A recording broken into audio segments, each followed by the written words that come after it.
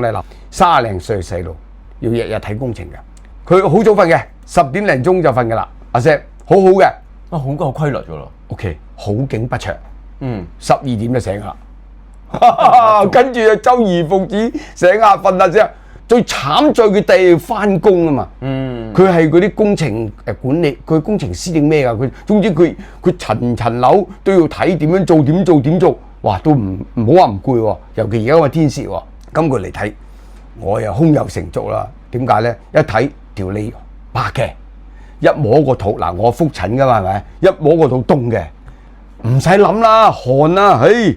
安神加啲汗藥嘅，梗係溫經散寒啦，係嘛？對翻正嘅啦，滿以為對翻正，係對正㗎，條脷白嘅，咁冇肚啊凍嘅，搞掂咯，係有咁大係啦，咁但係佢就唔出聲嘅，錯咁以為搞掂啦，好啦，一食對搞掂，但係意思死啦，我一瞓醒嗌汗淋漓啊，個效果係好啲，但係出汗啊嘛。佢打電話嚟話我好緊張喎，如是者我又諗啦，係咪下次我加啲五味子啊，加啲百味，即係加啲止汗啲藥啊，咁如是者第二次嚟咪又加，第二次咯唔得，又係咁出汗，我咁得意，即係自己得意嘅意思即係話身體變化係我未掌握到，跟住我就諗翻啲經文啦，你覺得效果唔好，我叫佢五字啊，五字即係未必一定五字嘅，效果唔好。咁啊，你要加白芍嗱桂枝湯，加多啲芍藥，即係1倍上去，咁佢練翻啲音噶啦，佢就收翻噶啦。咁我又以為好巴閉啊 ，easy job 啦 ，OK 大隻佬，咁我就同你講條科啲好噶啦咁，easy 好啲，但係仲係好汗咁嚇。第二次嚟，第三次啦喂，走啦，係啦，但係佢唔走啊，但係因為佢有啲好啊嘛，出汗啫嘛。於是嘢我就同佢一諗，再問下工作情況。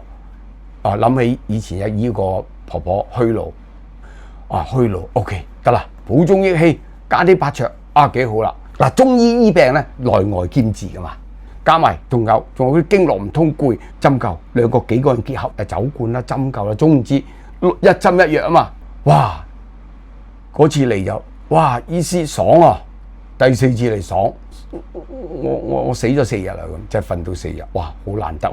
嗰4日連日都可以瞓，我4日藥俾佢。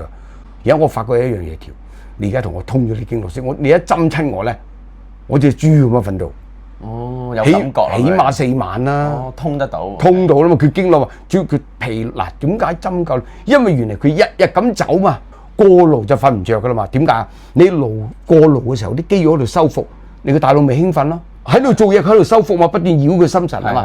嗱，你失眠有好多原因噶嘛，肝火又會，心血虛又會噶嘛。我就咁樣去做，佢又講我明佢咗嗱，唔係唔關你事，我係為人所害，為我所害，為我所害者，因為我太大隻，人哋見到我就同我下枯土啊，寒涼佢一皮咗，越飲就越瞓唔着，佢本身凍噶啦，你仲除佢衫啊喂，你真神經啊，你就變用褸佢着噶嘛，佢總嚟着住2件都頂得下順，個頂得盡啦。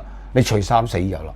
呢個比喻就係當個病人虛寒嘅時間，佢就再有啲食咗啲寒涼嘅藥，咁就真係等於除衫一樣啦。係啊，梗係啦。